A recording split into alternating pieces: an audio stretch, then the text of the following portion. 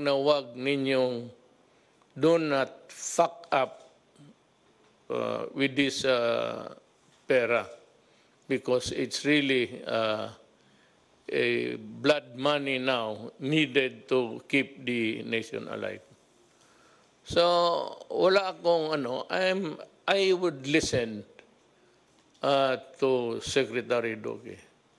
But I gave him the instruction, and I admit it in public now, sabi ko sa kanya, do everything you can. Sabi niya, there's so many proposals, so I do not care. If it's not cheap, if it is expensive, just go ahead and do something about it. Kasi ipit na tayo dito. And those were the early days. I remember yung ipit ako, I was boxed in a corner. Sabi ko sa, even the task force, please do something about it. And the task force is a task force. It's composed of many talents there. Kung ang utos nanggaling sa akin, correct, tama yan. Ako ang nag-utos sa akin, sa sarili ko, na sabihin kay Duque na gawain mo. Ngayon, do not tarry, because sabi ko, there's no more room in the hospitals. And alam mo, sa totoo lang, a pandemic is a pandemic. It occurs maybe every, I don't know. But noong panahon ng, well, that was the Spanish flu just before the First World War. Yung talagang maraming milyon ang namatay. But with the advances of science, it's because we were able to come up with the vaccine. The germs are still here, but they can no longer inflict damage on the next generation kasi nabakunahan na lahat. But to say na nawala, you do not kill bacteria and viruses. They linger on for as long as mankind is in this planet. Hindi talaga nawawala yan. Sabihin mo yung diphtheria, well, hindi yan. A vaccine cannot kill. It's the body that provides the defense against those microbes. Ito ngayon, wala pang bakuna. So gusto ko lang malaman ng sambayan ng Pilipino na I take full responsibility ng utos ko na magdalian mo. Wala akong pakialam kung saan ka magkuha, magnakaw ka. And I remember saying it, I do not care whether you go and steal, borrow, or kill a person to get what needs to be done. We would want to start with some explanation to be given by Yusek Lau on the purchase of PPEs and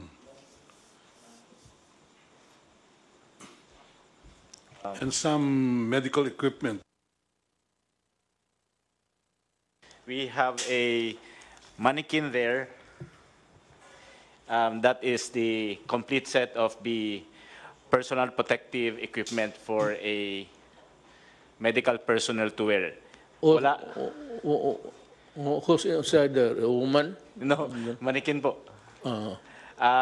Bakit may mannequin ako dito? Kulang lang po siya ng ano tawag doon?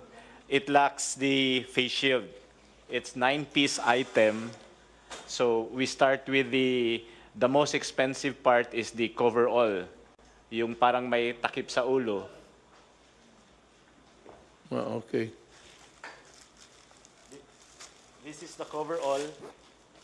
It has a blue strip, which is this is one of the marks of a very expensive coverall. protection gear. This is what we call as Ebola level.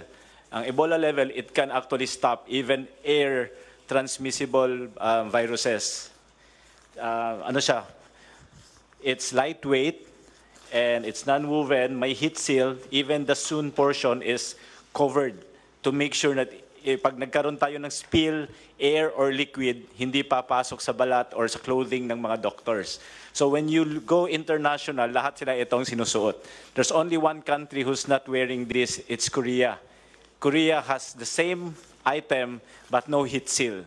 That's why even yung Korea companies that's trying to provide supply sa Philippines, we cannot accept their item because it's not heat sealed. Now, the difference between heat sealed and not, it's almost 200 to 300 pesos. So, mahal kasi. We have a price from DTI. There's one company known as Conweb. They are producing PPEs locally that will start on June this year. So, we will be buying it at 850 kasi local. But the materials will still be imported from China. But this one, pag imported to, at least 1,100. That's the statement of Senator Lacson, yung 1,097. This is one. Kasi this is actually 1,100. So when you say, they say PPE sa DOH, that's just the coverall. Now we have locally made items like this. Yung mga local kasi hindi siya medical grade. Tela ang gamit, fabric. So pag fabric, may tendency yun na papasok yung tubig. So hindi siya protective. It makes you feel secure, but it's not actually medically safe for you to wear. So let me interrupt you. Yes, sir. So do not buy that kind of overall suit. It is a plastic one that would place the health workers, even if there is just an iota of chance na buhay yan. Tama yan. Yun ang binili mo? Yes po, this high grade po. Yes. Tama yan. Walang problema. There is a standard set by DOH and FDA. Ano po to, international standards, and we're following that. We don't go below kasi nga the company can be sued, we can be sued. I agree with you. Then the next po, we have the goggles. Yung goggles natin, there are many types of goggles. That goggles po, meron siyang butas but not direct. Pag direct kasi, pag may fluid, papasok siya. So may ventilation, but it's called the ventilation na indirect kasi may valve. So air can come in to make sure you will not perspire. The goggles is anti-fog para hindi siya mag-fog. And at the same time, may ventilation so that there will be no moisture. So pag wala siyang ganun, ang tendency you sweat, magpuputi-puti. The next one is we have two types of mask pinapasuot natin sa kanila. Both. We have the N95 or the KN95 and we have the surgical mask. Where is the other one? Nandun po. The other is a surgical. The blue one is the surgical, the white one is the KN95. Okay. It's the standard set by DOH, double mask po dapat ang suotin. And after that, we have the lab gown. The lab gown is isolation level. So the coverall is protective level, even air and water, hindi makapasok. The lab gown is isolation level. It means pag nilagyan mo siya ng tubig, hindi papasok. Pag nilagyan mo ng pressure, saka tatagos yung tubig. So there are a lot of cheaper lab gowns, but they cannot pass kasi po pag nilagyan mo ng tubig, tatagos lang. So it makes you feel safe, but medically, if you're not aware, you are risking your life if you do that. Okay, let me again, pardon. Sinong nagbigay ng specification? DOH and FDA po. Okay. So it's more expensive. Yes po, because it has to meet the standards. Ito po lahat naka-standardized. Even the gloves, sir, is it's powder-free, textured, and either latex or nitrile. Hindi pwede yung PVC or other types kasi masyadong manipis and hindi medical grade. And ang advantage po lahat ng sinusuot ng mga doctors natin, kahit yung head cover and shoe cover, it does not promote growth of viruses and bacteria, which is very important. Kaya hindi po pwede yung reusable. May binibenta mga reusable sa market. They offer it to us, we send it to DOH. Ang risk kasi pag reusable, pag hindi siya maayos, pwede ka mag-contaminate. That's the explanation to us given by DOH. So it's high risk. Again, I interrupt you. Do not ever do that. Yes, sir. You just throw it away. Yes, sir. If you place a person in jeopardy, he is working, lalo na yung mga doktor, they're fighting for life. Tapon mo na yan. That's the reason why we are spending money. And we will spend money. I said we can always sell everything that we have. Tapon na ninyo yung, kasi I read. Yes, sir. So sa kanila, yung sabulo, goes into the trash can pagkatapos. Paghubad nila, tapon na sa trash can. I just would like to provide you feedback that the director of UPPGH, Dr. Gap Legaspi, had expressed to me that they're very, very satisfied with the quality and the level of protection that these PPEs provide their doctors. Kaya yung infection rate daw nila bumaba, Mr. President. So that is the same is true for all of our other hospitals who are now using this personal protective equipment. That's why I'd like to thank USEC Lloyd Lau for really ensuring that our healthcare workers, doctors and nurses are fully protected using the level 4 PPEs as we have specified. Pag panahon ito, medyo some say na nag-flat na tayo. But ang problema, the number of cases is going high. Some 14319, 14,319. Sabagay, the only good thing there going in our favor was that the recovery rate is very high. 3,323. Ang death, 5 lang. Bago. Total of active cases, 10,000 lang. Ano ba talaga itong... Are we on the second, third, fourth, or fifth wave? Or no wave at all? Mr. President, we're actually on the first major wave, major po, of sustained community transmission. Yung pong nabanggit ko na second wave and my assumption, my statement was based on the article that was published by Dr. John Wong of the Epimetrics. Dr. John Wong sits as one of the expert advisors of the Interagency Task Force on Emerging Infectious Disease. And to him, as an epidemiologist, a top epidemiologist, he considers that the 3 first cases in the Philippines, although imported, would represent a minor wave. Maliit na wave lang ho siya, sir. Tapos nagkaroon po tayo ng lull of about a month, the whole of February, and then March, nagkaroon po tayo ng mga umpisang reported cases. Alam mo, huwag ka masyadong ano dito, touchy sa issues because always there will be pro and cons.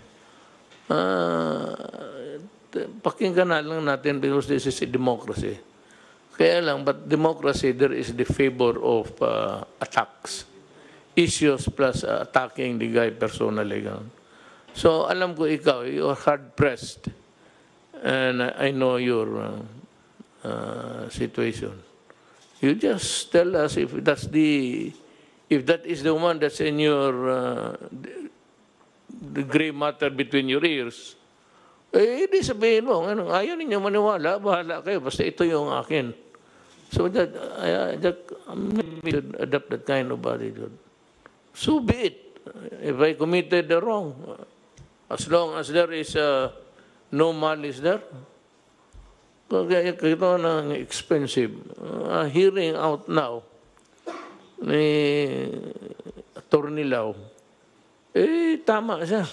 And I would even caution, I said, do not recycle. Because recycle, you have to, yan ang ayaw ko. In recycling, you have to worry whether or not it will cause a new infection. And worse, it would affect the user. Ang user niyan, ang mga doktor. O ang akin lang dito is, I'm looking for, what I'm interested to know is that, is there graft and corruption there? Was dirty money change hand? Kaya talagang, pagkaya na, wala na tayong pinag-usapan, talagang mag-iwalay-iwalay tayo. Pero kung sabi ka lang, nagkamali ka, yung sabi mahal-mahal ng ano, ito nga yung panahon ng, I said, at the height of the contagion, wala naman akong narinig putang na gustong tumulong.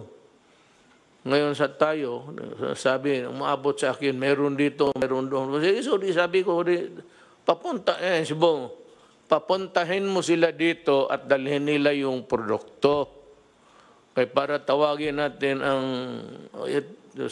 ibigay natin sa Interagency Task Force. Wala naman. Let me ask you this very crucial question. I just want to be satisfied, really. Ano itong sinasabi nilang mas mura doon at itong na mag-asawang spouses ko are the dealers of itong yung nabili ninyo at mahal? Oh, is there really price difference there or haka-haka lang nila yan?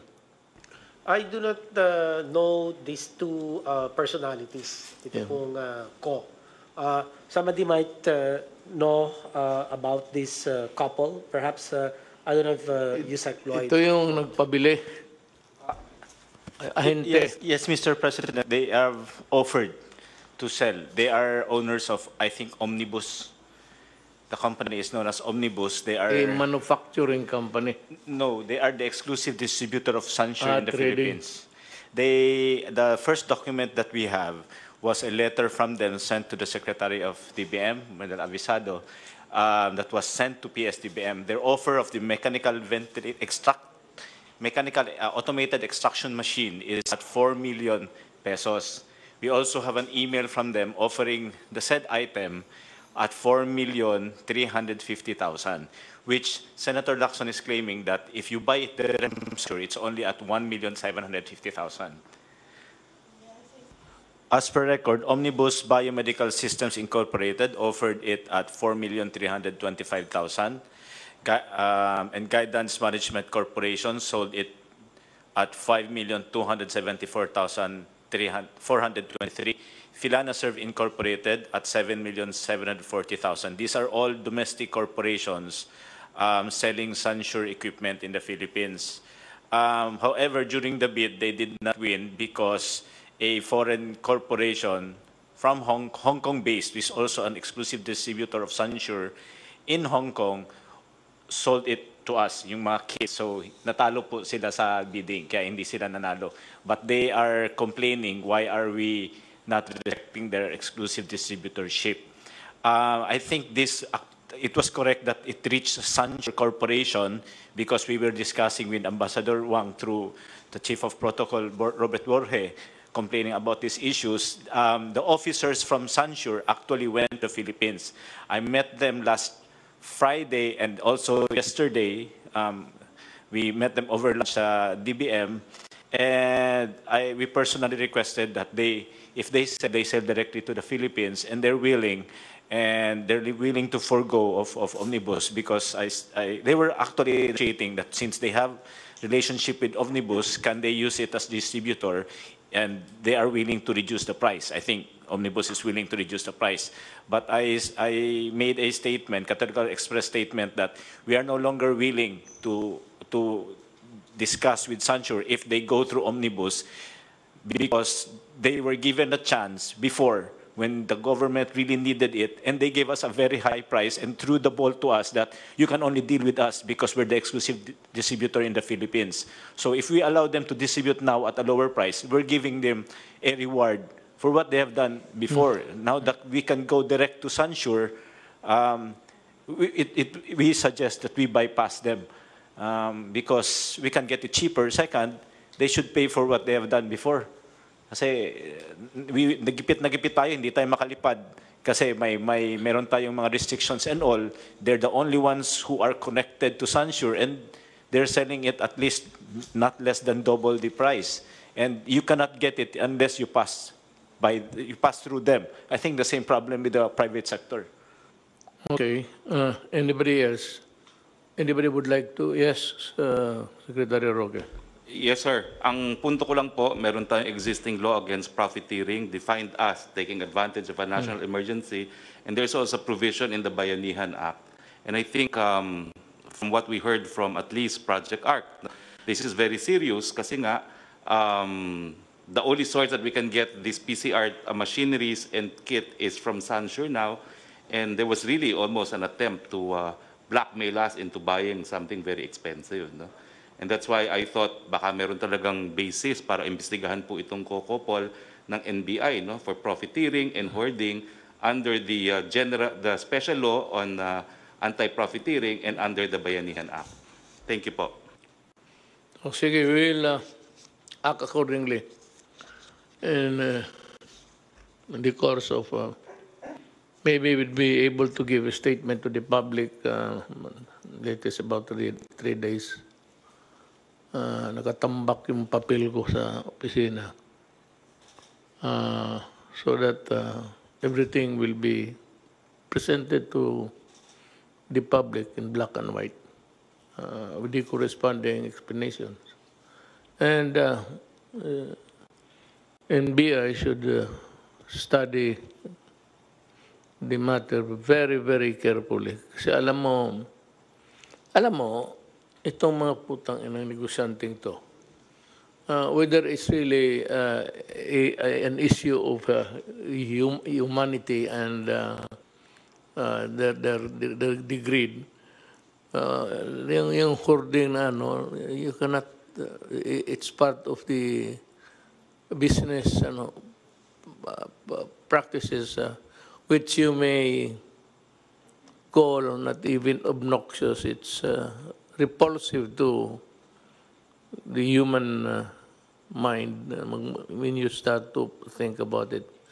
But let's look at it on what it is legally. Sans the maybe yung mga suspicion, whether it is like that. After all, it's not easy to charge a person.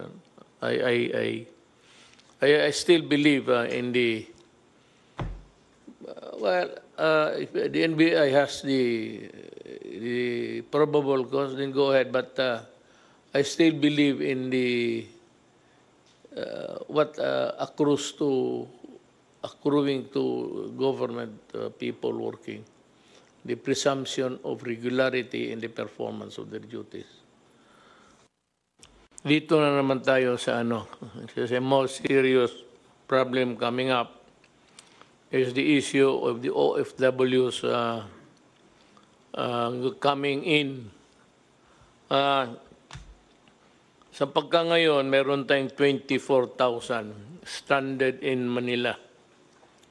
And they are stranded in the sense that they are not allowed or they cannot go home because the local governments are not accepting them.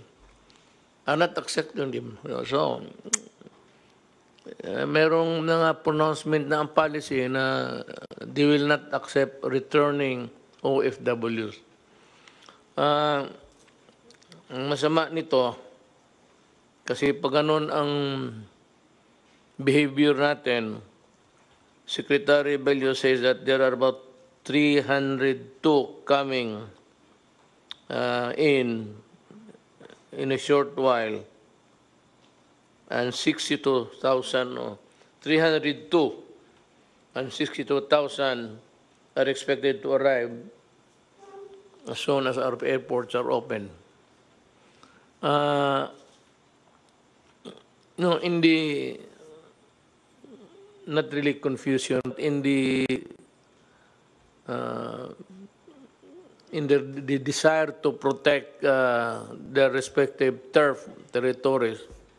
Ganon man. And I can say that if that is the way they would handle it, like somebody who's really a chieftain of a city or province during a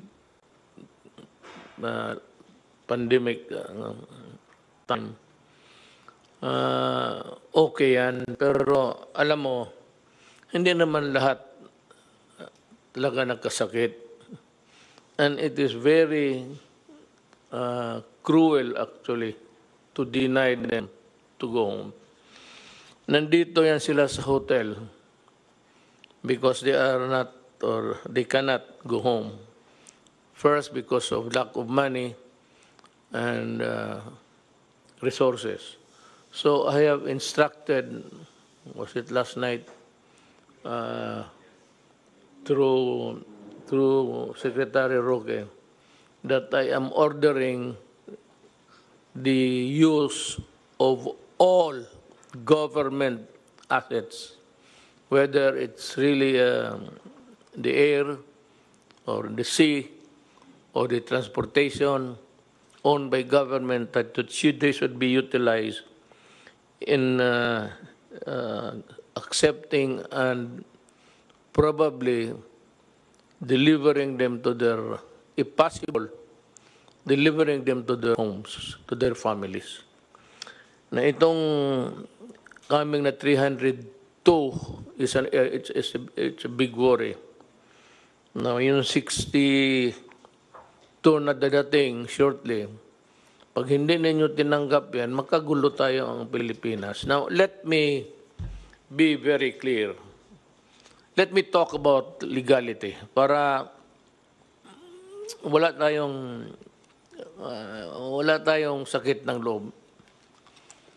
Nobody but nobody can really stifle the right of whether he is traveling and working outside and coming in, going home. Nagkaroon lang itong temporary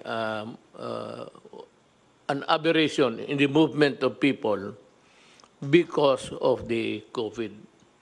Ito ang sasabihin ko sa lahat. I said nobody but nobody. And only the national government can impose restrictions on travel because it is the only agency who can declare that there is an emergency of national interest. The issue is national interest. And that power of declaration is not shared by anybody. It's the national government. Ngayon, may mga syudad na ayaw nilang tanggapin. You know, I'm ordering you to accept them, open the gates of your territories and allow the people and allow the Filipino to travel wherever they want. Yung sequestration ng tao o lockdown should dovetail the national policy. Or better still, as not to confuse the people, you are not allowed to unilaterally declare na ganito, you are closing the entry, the egress and ingress ng tao. Mahirap yan. Pagkagulo tayo, kanya-kanya kayong... So, if you want a measure to be implemented in your local government unit, ask permission from the task force. Because, alam mo, it involves many issues. One, in the name of humanity. Two, is the constitutional right. And ito yung pinakamabigat. It is the constitutional right of people to go home, to travel and go home. Do not impede it. Do not obstruct the movement of people because you run the risk of getting sued criminally. Ang agency, because it is the national government who declared there is a national emergency involving a pandemic, an issue of health, that power cannot be shared by anybody else. If you want, as an adjunct of government, maghingi ka ng permiso sa task force. They are the better position really to assess. Kawawa itong 24, so I'm ordering, kasali na yung pera sa, kung may naiwan pa, sa 200 million, gastusin rin ninyo yun para sa pag-uwi ng tao. Because the reason why they are here is connected with the issue of COVID. Nagsiuwian ito, nireport, kasi nga may pandemic involving the entire planet Earth. So the reason why they are reported or forced to go home is because of, well, maybe so as not to have a contagion involving a lot of in numbers. To contain it, ito yung mga ating mga kababayan, pinapauwi. Tanggapin natin sila. Sir, yung pong order ninyo na 24,000 OFWs, lahat po yan ay na-test natin using PCR at lahat po yan ay negative. Kung sakali lang po na may makakalusot na nawala yung kanyang result at siya ay dumating sa LGU ng walang papeles, ang advice po natin sa LGU, tanggapin ninyo at ilagay ninyo sa quarantine hanggang dumating yung kanyang result. Sapagkat yung pong 24,000 po yan ay tested negative po sa PCR. Yeah, with, doubly, more reason really for not refusing to accept them. Kawawa naman. Alam mo, ladies and gentlemen, if you're listening, Pilipino to, kababayan natin. Tanggapin ninyo and provide for registration houses if you want. Yung doon sila i-quarantine. Pero hati-hati tayo sa problema. Total, hindi na kulang. Whatever you need, we provide. It's just a matter of time. You cannot service the entire 110 million Filipinos at once. That's why I think it's ignorance only on the part of the LGUs. They don't understand, you know. So I think tama ho yung sinabi niyo, we should lecture to them. We should have seminars. I'm willing to give it even via Zoom, di ba? We're doing this anyway for LGUs. We can do it for them. No? We have to educate them. Mr. President, the 4,000 will be home to their own provinces by Thursday. Be used on the DILG to really see to it that everybody is delivered and returned to their homes, sa pamilya nila. Noong panahon ng good time, we were experiencing the benefits of the dollar. It formed a big part of our GDP. GDP is simply income. Ibig sabihin ng GDP is income. Nung income na sa bansa natin, malaki because nandito ito mga OFW. Tapos ngayon, hindi natin tanggapin. Oh, what's the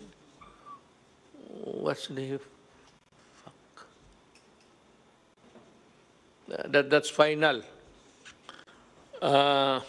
Mga mahal kong kababayan, ang gobyerno may proseso na pag-modified quarantine, may mga lugar, pati may mga tao na exempted na sila so they can work. Gaya ng construction, malayo naman sila, hindi man dikit-dikit yan. Pero dahan-dahan yan. Pero ito lang ang pakiusap ko. As I said before, kayong maglabasan na, maski na hindi nga kayo pinapayagan, lumalabas na kayo eh. Hindi naman kayo madampot pati yung mga bata ninyo kung isalin ninyo. But ito ilagay ninyo sa ulo talaga ninyo, ha? Sa conscious mind ninyo palagi. Ang COVID ho, nandito pa. And yung pagpalabas ng mga tao, hindi ibig sabihin na tapos na ang COVID. Nandito pa rin. So, kung gusto mong lumabas ngayon, sa ngayon, wala pang medisina, walang vaccine, at your own risk yan. Kung maglabas ka, sabihin mo, wala mang mangyari, magandang antibody ko, gano'n, okay. Pero pagdating sa panahon, at nagdelirium ka na, at ginamit na yung ventilator, yung ventilator is the last chapter sa ospital. May lagnat ka, tapos may oxygen. Pero pag ginamit na yung ventilator na yan, ibig sabihin yan, yun na yung maskara mo papuntang langit o saan. Bantay kayo dyan. Do not be reckless. That's the word. Huwag kayong masyadong pabaya na basta sinabi ko sa inyo, alcohol, hugas kamay, mask. Maglabas kayo, take all precautions para walang sisihan. Gamit ka ng mask, gamit ka. Pag tinamaan ka, panahon mo na. At saka, if you are not allowed to go out, especially yung bata, pero malapit na. I think by the grace of God, we will have the vaccine before the end of the year. So mag-asa na lang tayo sa mga marunong at saka mayaman na mga bayan. They are feverishly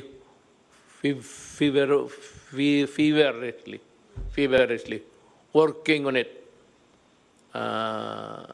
Pag nandyan na yan, ako na ang magsabi labas na. Pag hindi ka lumabas, hilain kita sa labas, dito ka. Sige, pasyal lang kayo. Kaya may bakuna na yan. Bakuna muna tayo. But without the vaccine, it's really danger. It spells disaster. So, mask, hugas kamay. Mga bata, wag muna. Yung opening ng classes, that's a very... I will not allow the opening of classes na magdikit-dikit yung mga bata. No? Bahala na hindi na makatapos. For this generation, wala na matapos na doktor pati engineer. Wala. Kasi hindi na wala ng aral. Laro na lang. Unless I am sure that they are really safe. It's useless to be talking about opening of classes. That's problem, man. Para sa akin, bakuna muna. Pag nandiyan ang bakuna, okay na. So, remember that. Pati yung mga mayors, governors, kindly remember that they are Filipinos and that there's only one body the government through the task force who can make pronouncements about lockdowns, about quarantine or sequestration of whatever. Mahirap yan. Isa lang ang gobyerno. The national government makes the pronouncement. You just follow. And itong sabi nga ni General Anyo, ito, tinamaan rin ito ng COVID si General. Sabi niya, in 24, on his oath of being a public officer, when you talk about official matters in an official discussion, your word is always under oath.